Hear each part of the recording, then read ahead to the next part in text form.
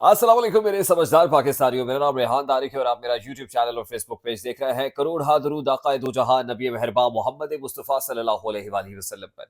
इस दौर इस उम्मीद के साथ इस व्लॉग का आगाज करते हैं कि अल्लाह रब्बुल इज़्ज़त इस मुल्क के फैसला साजों के दिलों में समझदार पाकिस्तानियों के लिए नरमी पैदा कर दे। Chairman joint chiefs of staff committee general Sahir Shamshad Mirza का बड़ा इंपॉर्टेंट स्टेटमेंट, और ये स्टेटमेंट जब मेरी नजर से गुजरा तो मुझे जनरल आसिफ गफूर याद आ गए। उनका दबंग जुमला मेरे पर्दा फिक्र से टकरा रहा है। आज का दिन कितना इंपॉर्टेंट है, आज इस हवाले से इस व्लॉग में बात करेंगे। प्रेसिडेंट आरिफ अलवी को एस्टैब्लिशमेंट ने फाइनली एक अल्टीमेटम दे दिया है। आइंदा 24 घंटे आरिफ अलवी को लेकर बड़े इंपॉर्टेंट है, और आरिफ अलवी की अब वो कौन सी डिटेल्स हैं जिनको मजीद एक्सपोज किया जा रहा है, और इन 24 घंटों में प्रेसिडेंट आरिफ अलवी किस तरह दो धारी तलवार पर खड़े हुए दिखाई देते हैं, या आर या पार, आगे खड्डा और पीछे खाई है, ये मामला हुआ है। इस मामले की डिटेल्स भी आज के इस व्लॉग में आपके साथ शेयर करेंगे। आसिफ अली जरदारी हो, बिलावल भुट्टो हो, मौलाना फजलुर रहमान हो, तीनों ही बड़े जीरक सियासतदान हैं, मेच्योर पॉलिटिशियंस हैं,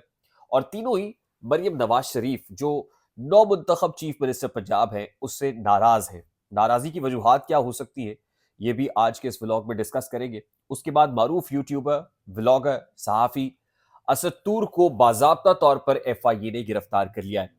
हमने 2 रोज पहले आपके साथ ये स्टोरी शेयर की थी कि असद तूर एफआईए की हिरासत में है। उसके बाद एफआईए से असद तूर को रिलीज किया गया, मगर अब फॉर्मली एक पर्ची, एक चिट्ठी लिखकर भिजवाई गई और वकला को इंटीमेट कर दिया गया कि असद तूर को हमने डिटेन कर लिया है। और असद तूर की बूढ़ी वालदा, 78 साल बुजुर्ग वालदा के नाम क्या पैगाम आया है, ये भी आज के इस व्लॉग का हिस्सा होगा। और फिर ये डिजिटल दहशतगर्दी का नैरेटिव जो जोर पकड़ा, और उसके बाद कैसे क्रैकडाउन हुआ, और मजीद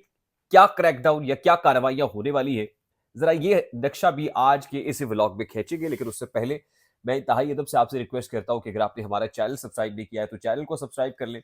वीडियो पसंद आए तो लाइक और शेयर करना इसलिए जरूरी है कि इससे हमारा मैसेज तक पहुंचता है, और अगर बेल आइकन प्रेस करेंगे तो ऐसी बहुत सारी वीडियोस आपकी निगाह से गुजरती रहेगी। मेरे समझदार पाकिस्तानियों, आज इलेक्शन कमीशन ऑफ पाकिस्तान का 5 रुकनी बेंच ओपन हेयरिंग करने जा रहा है, और ये ओपन हेयरिंग रिजर्व सीट से मुतालिक होगी जो सिंधी इत्तेहाद काउंसिल की है। हम आपको 12 बता चुके हैं कि 27 मखसूस नशस्तें हैं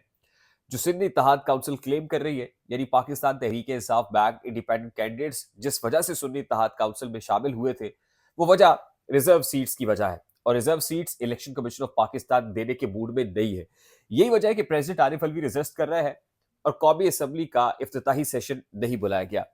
लगता यह है कि प्रेसिडेंट आरिफ अलवी कौमी असम्बली का इफ्तिताही सेशन इसलिए नहीं बुला रहे हैं, और वो ये देखना चाहते हैं कि election commission of Pakistan reserve seats के मामले में क्या वर्डिक्ट सुनाता है। अब इलेक्शन कमीशन ऑफ पाकिस्तान का 5 रुकनी बेंच जो इंक्लूडिंग चीफ इलेक्शन कमिश्नर और चारों जो सूबाई मेंबरान है, वो ओपन हियरिंग कर रहा होगा, और लाइकली ये नजर आता है कि सुन्नी इत्तेहाद काउंसिल से रिजर्व सीट्स को छीनना है। लेकिन प्रेसिडेंट आरिफ अलवी को पैरेलल ये मैसेज दे दिया गया है कि अगर आप इजलास नहीं बुलाते हैं, क्योंकि कॉन्स्टिट्यूशनली आर्टिकल 91 और क्लॉज 2 के अंदर ये लिखा हुआ है कि president shell summon the national assembly session, उसके अंदर स्पीकर नहीं लिखा हुआ। अगर स्पीकर ये इजलास बुलाता है और प्रेसिडेंट आरिफ अलवी ये इजलास नहीं बुलाते हैं,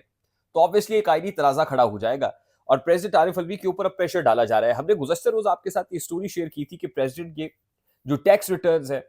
जो प्रॉपर्टीज के मामलात हैं, अब वो 1 बाय 1 करके एक्सपोज किए जा रहे हैं। उनको एक ट्रेलर और टीजर दिया जा रहा है कि अगर ये हुआ तो फिर हम ये कर देंगे। यानी उनकी 2 बेटियों के जो टैक्स रिकॉर्ड है उसकी छानबीन, उनकी अहलिया के टैक्स रिकॉर्ड की छानबीन, उनके बेटे डॉक्टर अवाब अलवी के टैक्स रिकॉर्ड की छानबीन। अवाब अलवी ने जिस अमेरिकन कंपनी से पैसे लिए, फंड्स लिए, उसकी छान फटक, और इस हवाले से अता तारण ने गुज़श्ता रोज एक प्रेस कॉन्फ्रेंस भी की थी। तो अल्टीमेटली अब आरिफ अलवी साहब को ये इंडिकेशन भी दी गई है कि अगर आप डटे रहे और जिद ना छोड़ी, अपनी खून ना छोड़ी, तो फिर आपको फेयरवेल नहीं दिया जाएगा। यानी एक जो रस्म है कि फेयरवेल दी जाती है आउट गोइंग जो सदर ममलिकत है, और जाहिर है सुप्रीम कमांडर भी है पाक फौज के, आर्म फोर्सेस के, उनको फेयरवेल नहीं दी जाएगी। और उसके बाद किसी भी सरकारी तकरीब में प्रेसिडेंट आरिफ अलवी को बुलाया नहीं जाएगा। और उसके बाद ये छत्तर छाया है, इम्यूनिटी है, इस्तिस्ना है प्रेसिडेंट साहब को, वो इस्तिस्ना जब नहीं रहेगा, वो छत छिन जाएगी, तो फिर फौजदारी और जाहिर है बहुत सारे ज़ाब्ते मौजूद हैं, कवानीन मौजूद हैं जिनके तहत कार्रवाइयाँ चलाने का जो ट्रेलर या टीजर है वो भी आरिफ अलवी साहब को दिखा दिया गया है। अब इन 24 घंटों में आरिफ अलवी साहब क्या डिसीजन लेते हैं, क्या पाकिस्तान तहरीक इंसाफ के साथ at this point in time जब वो जाने वाले हैं, खड़े होते हैं, کپتان کے لیے کچھ کرتے ہیں یا ایک بار پھر مصلحت کا شکار ہو جاتے ہیں، یہ فیصلہ انہیں کرنا ہے۔ دوسری امپورٹنٹ چیز یہ ہے کہ مریم نواز شریف صاحبہ نے چیف منسٹرشپ سنبھال لی ہے، پورٹ فولیو ان کے ہاتھ میں ہے، آفس ایزیوم کر لیا ہے، مختلف پولیس اسٹیشنز کے چکر بھی لگائے ہیں، متحرک چیف منسٹر بھی خود کو ثابت کرنا چاہتی ہے، لیکن ان کے جو بڑے اہم اتحادی رہے ہیں پی ڈی ایم کے دور کے بھی، ویسے آصف علی زرداری صاحب پی ڈی ایم سے علیحدہ ہو گئے تھے، بلاول علیحدہ ہو گئے تھے، لیکن اتحادی حکومت میں تو رہے ہیں، پاکستان مسلم لیگ نون لیڈ کولیشن میں پہلے بھی رہے ہیں اور اب بھی ہے۔ مولانا فضل الرحمان پی ڈی ایم کے سربراہ تھے، مریم نواز شریف صاحبہ کے بہت کلوز تھے، مل کر جلسے کرتے تھے، لیکن مریم نواز شریف صاحبہ چیف منسٹر پنجاب منتخب ہوئی تو ان میں سے کسی بڑی پولیٹیکل پرسنالٹی نے ان کو مبارکباد نہیں بھیجی ہے، نہ ہمارے ذرائع بتاتے ہیں کوئی ٹیلی فون کال ہوئی ہے، نہ مولانا فضل الرحمان نے اس حوالے سے کوئی اسٹیٹمنٹ ایشو کیا، نہ آصف علی زرداری نے کوئی اسٹیٹمنٹ ایشو کیا، نہ بلاول بھٹو زرداری کا کوئی اسٹیٹمنٹ آیا ہے۔ یہ تینوں بڑی قداور شخصیات ہیں، تینوں مریم نواز شریف صاحبہ کے بڑے کلوز رہے ہیں، مل کر انہوں نے ایک ایفرٹ کی، عمران خان کی حکومت کو گرایا، اس وقت سب اکٹھے تھے، اور ایک ایسے وقت پر جب پنجاب میں پہلی چیف منسٹر خاتون منتخب ہوئی ہے تو خاموشی ہے، تخلیہ ہے۔ مولانا فضل الرحمان صاحب اصل میں اس حوالے سے بڑے اسٹیٹمنٹ دے چکے ہیں، اور ان کی جماعت یہ سمجھتی ہے کہ خاتون قیادت نہیں ہو سکتی ہے، یہ شرعی اصولوں کے خلاف ہے، ان کا اپنا ایک پرنسپل سٹانس ہے، تو پھر اگر نہیں ہو سکتی تو پھر اس وقت آپ متحد ہو کر مریم نواز صاحبہ کے ساتھ سٹیج کیوں شیئر کرتے تھے؟ یہ دوگلا پن نہیں ہے، اس کا جواب یقیناً وہی دے سکتے ہیں۔ آصف علی زرداری صاحب اور بلاول بھٹو صاحب خوش نہیں ہے نواز شریف صاحب کی، کیونکہ ملاقات نہیں ہوئی اور شہباز شریف کے ساتھ ان کا کولیشن ہے، نواز شریف صاحب کے ساتھ وہ کہہ چکے تھے ہم نہیں چل سکتے ہیں، اگر اتحاد ہوگا تو شہباز شریف کے ساتھ ہوگا۔ اب نواز شریف کی صاحبزادی ہے، اور نواز شریف کے ساتھ تو ٹاکنگ ٹرمز بھی اس وقت بتائے جا رہے ہیں کہ بہت مخدوش ہے حالات پیپلز پارٹی کے، تو اس کی صاحبزادی کو شاید یہ وجہ ہو سکتی ہے کہ مبارکباد کوئی نہیں دی گئی، تاہم کوئی باضابطہ طور پر کانگریچولیشنز کا ایک میسج بھی نہیں ہے۔ اچھا، تیسری امپورٹنٹ چیز یہ ہے کہ اسد طور جو معروف یوٹیوبر ہیں، قاضی فائز عیسیٰ کے ساتھ پڑھا متنازع ٹویٹس، جناب علی اسد طور کو F I A cyber crime نے 2 روز پہلے بلایا تھا، بٹھائے رکھا تھا، 7-8 گھنٹے اسد طور ان کی کسٹڈی میں رہے، اور وہ بتاتے ہیں کہ کس طرح ان سے موبائل فون مانگا جاتا رہا، طرح طرح کے سوالات کیے جاتے رہے، کوئی جواب نہیں دیا۔ اب پھر جب اسد طور کو بلایا گیا تو آج 4-4:30 بجے وہ ایف آئی اے کے دفتر میں تھے، اور رات 9 بجے جب بتیا جو روشن تھی وہ گل ہو گئی، تو اس وقت وہ کہتے ہیں کہ ان کے جو لائرز باہر بیٹھے ہوئے تھے، ایک گارڈ آتا ہے اوپر سے، اور گارڈ آ کے بتاتا ہے کہ بھی آپ یہاں سے چلے جائیں، اسد طور کو باضابطہ طور پر ایف آئی اے نے گرفتار کر لیا ہے، اور ایک پرچی تھوائی جاتی ہے ان کو جس پہ اسد طور کی جانب سے ایک میسج بھیجا جاتا ہے کہ میری 78 سالہ بوڑھی ماں کو میرے کسی رشتہ دار کے گھر چھوڑ دیجیے گا، کیونکہ اسد طور اور ان کی والدہ اکٹھی رہتی ہیں۔ تو یہ میسج آیا ہے اور اس کے بعد پتہ کوئی نہیں ہے، باوجود اس کے کہ اسلام آباد ہائی کورٹ نے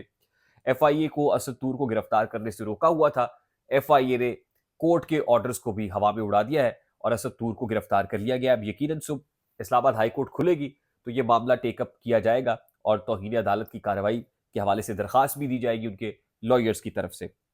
اسد طور جہاں گرفتار ہوئے وہیں پر یہ جو ڈیجیٹل دہشت گردی کا نیریٹو ہے نا، یہ پاکستان مسلم لیگ نون لے کر آئی تھی، اور پاکستان مسلم لیگ نون ایک ایسے موقع پر لے کر آئی تھی کہ جس وقت فارم 45 اور فارم 45 خاص طور پہ ایکس ہینڈل کے اوپر ٹویٹر پر پاکستان تحریک انصاف بیک کینڈیڈیٹس نے شیئر کرنا شروع کر دیے تھے اور بتایا تھا کہ ہم جیتے ہوئے تھے، 8 فروری کو ہم جیت رہے تھے، 9 کو ہمیں ہرا دیا گیا، فارم 45 میں ہم جیت رہے تھے، فارم 47 میں وہ جیت گئے۔ اس کے بعد پاکستان مسلم لیگ نون کی جانب سے جو پریس کانفرنسز ہوتی ہیں، مریم اورنگزیب ہو، تتارر ہو، عظمہ بخاری ہو، وہ ڈیجیٹل دہشت گردی، وہ کہتے ہیں جی یہ جو ایکس کے اوپر یہ کر رہے ہیں ڈیجیٹل دہشت گردی ہے۔ بس آپ دیکھ لیجئے کہ اس روز سے جس روز یہ نیریٹو آیا تھا ڈیجیٹل دہشت گردی کا، آج 12 روز ہو گئے ہیں، ایکس ہینڈل خاموش پڑا ہے، نہ پاکستان ٹیلی کمیونیکیشن اتھارٹی کچھ بتا رہی ہے، اور نہ ہی جو اعلیٰ حکام ہیں وہ اس حوالے سے کچھ کہہ رہے ہیں۔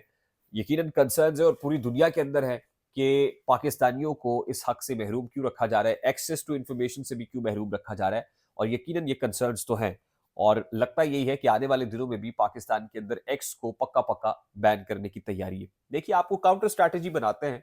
لیکن آپ کسی سے کوئی ڈیموکریٹک رائٹ کسی کا نہیں چھین سکتے، تو مریم نواز شریف صاحبہ کو ذرا اس طرف بھی توجہ کرنی پڑے گی۔ چوتھی عام بات یہ ہے کہ 27 فروری کا دن بڑا امپورٹنٹ ہے، اور 27 فروری کا دن اس لیے امپورٹنٹ ہے کہ آپ کو یاد ہوگا کہ آپریشن سوئفٹ ریٹارٹ پاکستان کی آرمڈ فورسز کی طرف سے لانچ کیا گیا تھا ایک ایسے موقع پر کہ جب بالا کوٹ میں بھارتیوں کی جانب سے نہ صرف سرحد کی خلاف ورزی کی گئی تھی، بلکہ ان کے جو پلینز ہیں وہ ہماری ٹیریٹری میں انٹر ہوئے تھے اور وہاں پہ جناب انہوں نے ان پلینز کے ذریعے سے جو ہے وہ کچھ درخت وغیرہ گرائے تھے اور اپنے طور پر یہ کہا تھا کہ ہم نے یہاں پر جو کیمپس ہیں کچھ جہادی تنظیموں کے، ایک مدرسہ چل رہا ہے، اس کو ٹارگٹ کیا، اور اس کے بعد پھر ہم نے جا کے وہاں پہ ایون ہمارے جرنلسٹ وہاں پر گئے تھے، انٹرنیشنل مبصرین کو پاک فوج کے لوگ لے کے گئے تھے اور دکھایا تھا کہ بھی یہ ہے، یہ ڈرامہ ہے انڈیا کا، جس میں وہ چند درخت مار کے کہتے ہیں کہ ہم نے بالا کوٹ میں بڑا نقصان کر دیا ہے پاکستان کا۔ اور اس کے جواب میں آصف غفور صاحب جو اس وقت کے D G I S P R تھے، انہوں نے کہا تھا کہ جواب ہم دیں گے اور وقت اور جگہ کا تعین بھی ہم کریں گے۔ یہ بڑے تاریخی جملے تھے اس وقت کے اور انتہائی جذباتی جملے تھے، اور جس کے بعد دیکھا کہ اسی رات پاکستان کی آرمڈ فورسز نے اس کا جواب دیا۔ جو جہانگیر صدیقی صاحب ہیں جو اس وقت فلائی کر رہے تھے F-16 کو، اور پھر ان کے جہازوں کی دھمک جو ہے وہ بھارت کے اندر محسوس کی گئی، اور انہوں نے اسی انداز کے اندر بھارت کو دگنی انٹینسٹی کے ساتھ جواب دیا۔ اس کو آپریشن سوئفٹ ریٹارٹ کا نام دیا گیا۔ جنرل سائر Shamshad Mirza, chairman joint chiefs of staff committee, اور ان سمیت سروسز چیفز نے آپریشن سوئفٹ ریٹارٹ کے موقع پر اہم پیغام ایشو کیا ہے، اور انہوں نے اس عزم کو دہرایا ہے کہ پاکستان کی مسلح افواج پاکستان کی ملکی سالمیت کے لیے ہر وقت سینہ سپر ہیں، کھڑی ہوئی ہیں، اور پاکستانی عوام کے ساتھ ہیں، شانہ بشانہ ہیں، اور افواج پاکستان جو ہے وہ کوئی دقیقہ فروگزاش نہیں کریں گی ملک کی سرحدوں کی حفاظت کرنے پر۔ تو ایک لمبا چوڑا message I S P are یعنی پاک فوج کے شعبہ تعلقات عامہ کی طرف سے ایشو کر دیا گیا ہے، اور 27 فروری کا دن آپریشن سوئفٹ ریٹارٹ کو لے کے انتہائی اہم ہے، اور آج مجھے یاد آ رہے ہیں جنرل آصف غفور کے وہ تاریخی جملے۔ آئی ہوپ کہ میری بات آپ تک پہنچی ہوگی، اگر پہنچ جائے تو لائک اور شیئر کرنا مت بھولیے گا، چینل پہ نئے ہیں تو چینل کو سبسکرائب کر لیجیے گا، بیل آئیکن ضرور پریس کیجیے گا۔ مجھے ریحان طارق کو اجازت دیجیے، اپنا بہت سارا خیال رکھیے گا۔ السلام علیکم۔